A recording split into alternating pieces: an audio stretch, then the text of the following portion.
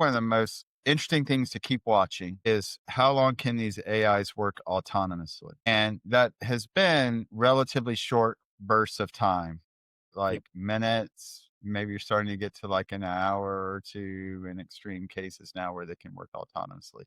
If the current trends continue by the end of next year, you're getting into more like, well, they can work autonomously probably longer than a lot of your employees, right? Like, how long can most employees really work autonomously before, asking their boss for something or getting some feedback or things Yeah, along those Pete lines, right? Pete makes this work A 14. day, right? Like, so I think you could get to that point if the trends continue where the amount of time that an agent can work autonomously is much Mhm. longer. And the way that you give that agent tasks, assuming it has the right scaffolding, which I know we keep talking about needing those right layers on the scaffolding, but assuming it has that right scaffolding, the way you give it a task becomes more like you give humans a task, right? Like the Mhm. equivalent of sending them a Slack message or an email Yeah. and, Call saying, me I if you have need any you to do questions. this and pick this up and call me if you have any questions and do this.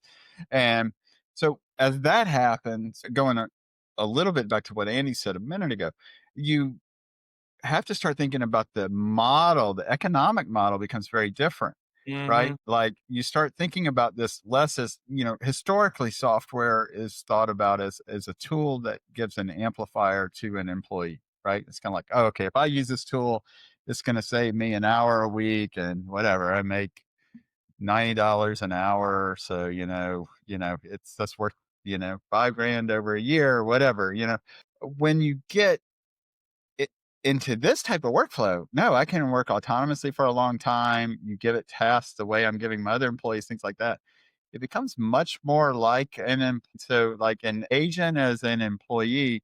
And then that's where, Andy started talking about, well, do you start to give bonuses based on performance? Do you start to give, right? Like, well, how do you treat your employees?